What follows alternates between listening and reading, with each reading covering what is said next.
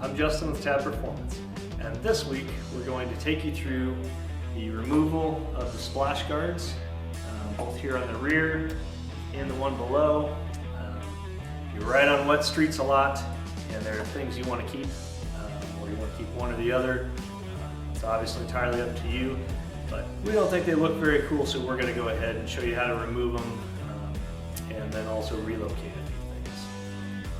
Alright, the first step is going to remove this back panel. To do that, we've got two 10mm bolts and a couple of Allen head screws there.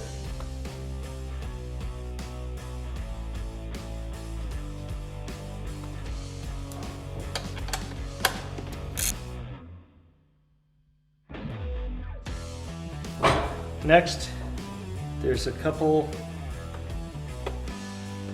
of grommets,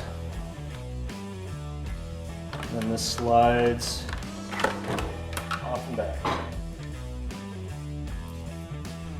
Okay, now that we've got the back panel off, we're going to go ahead and remove the rear splash guard assembly. To do that, we're going to use a 12mm socket to take these 4 bolts out here.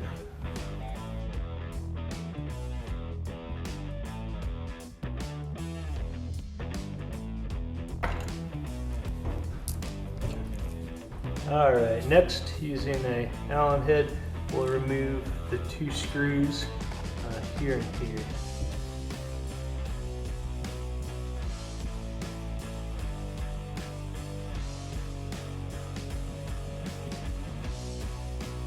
I'm also going to go ahead and remove these 2 screws.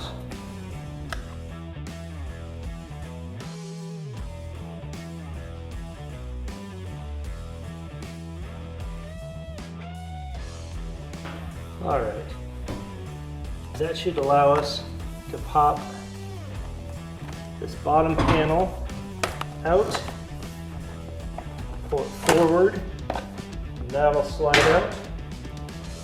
Alright, so now to disconnect the turn signals, you can kind of pull these wires down. You won't be able to see them real well, but there's 4.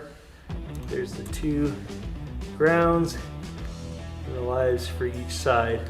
Once those are disconnected here, there is one more that runs back to the license plate light.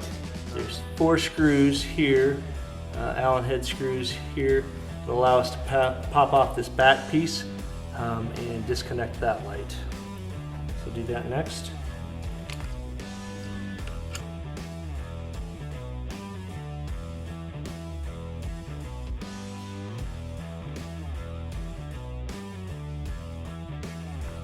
Alright, now you've got all that pulled out, you should be able to pull this wire out enough to get this the license plate light off. And basically this is just a rubber grommet, so it's in there pretty good, and you want to pull, you don't want to pull on the wires, you want to try and get a hold of the actual rubber grommet, rubber piece itself, to pull this out.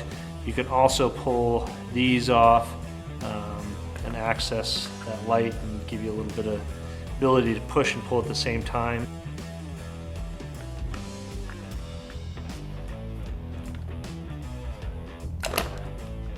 Get that pulled out. That way this is free. Then you can run the light and the wires back through that hole, and then you should be able to remove this entire back piece. So now one thing to note is, now that we've got this all off, we will need to relocate the turn signals and the license plate, which we'll do kind of our take on that, or how we're going to do it in a later episode. Okay, so now again, this is optional, but to remove kind of this bottom splash guard, so there's 1 bolt here and 2 on the other side, so just use that H5, pull that off. Alright, so now on the left hand side, there's 1 here and 1 there. this just lifts up. Now there is a lot of really good information along here, so you might, if you're gonna pitch this, you might snap a quick picture of it on your phone or something like that. All right, so now that we've got all that off, we'll get it all put back together and kind of show you what it looks like. All right, so for now, I've just gone ahead and pulled the wires for the light for the license plate and the turn signals in here. Just gonna get it all back together so you guys can see what it looks like. And as I mentioned before, in later episodes, we'll talk about relocating some of this stuff. But, okay, to get the rear panel back in, just gonna slide it over. And you've got the 2 groundlets here. Just push those in place. And then we've got 2 bolts here, 2 bolts here, and then the 2 underneath.